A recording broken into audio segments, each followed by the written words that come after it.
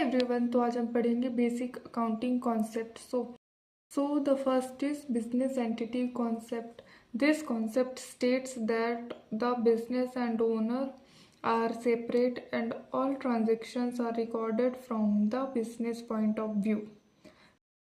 मतलब कि ये कॉन्सेप्ट बताता है कि बिजनेस और ओनर दोनों अलग हैं और जो सारे ट्रांजेक्शन्स रिकॉर्ड करे जाएंगे वो बिजनेस के पॉइंट ऑफ व्यू से रिकॉर्ड करे जाएंगे। Money measurement concept. Only those transactions are recorded in accounting which can be measured in money. मतलब कि सिर्फ वही ट्रांजेक्शन्स रिकॉर्ड किए जाएंगे अकाउंटिंग में जो कि मनी में मेजर कर सकते हैं।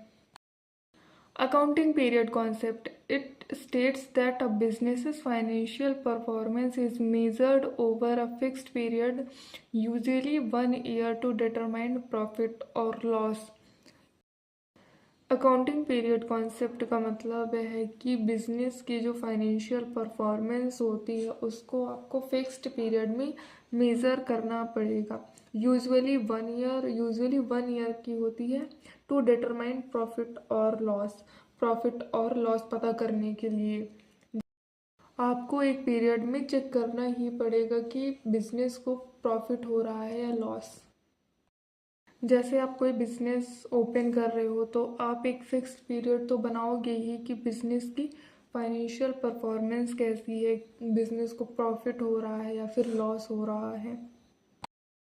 Full disclosure concept. The full disclosure concept says that a business should show all important information in its financial statement. Nothing that can affect the business's financial position should be hidden. मतलब कि business को सारी जो important information है वो financial statement में show करानी होंगी। Nothing that can affect the business financial position should be hidden.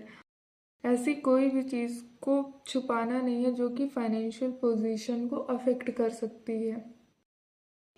Materiality concept. The materiality concept means that only those terms or information should be recorded in the books of accounts which are important and have a significant effect on business decisions. Small or unimportant items can be ignored or recorded in a simple way.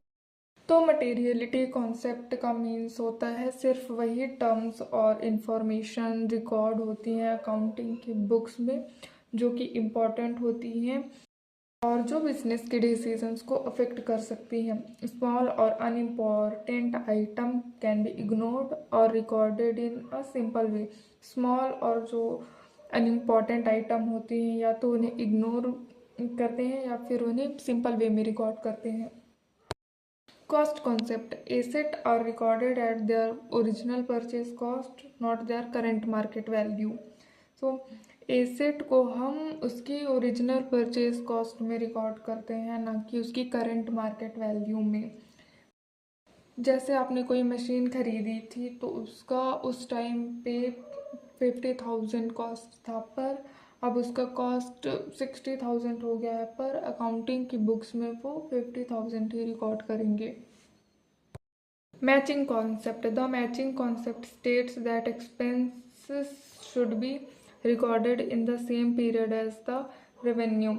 They help to earn so that profit or loss is correctly determined. Matching concept का मतलब होता है कि जब आप revenue record करते हो तो उसी सेम पीरियड में आप एक्सपेंस भी रिकॉर्ड करो, जिसकी वजह से जो प्रॉफिट और लॉस होता है उसे करेक्टली डिटरमाइंड किया जा सकता है।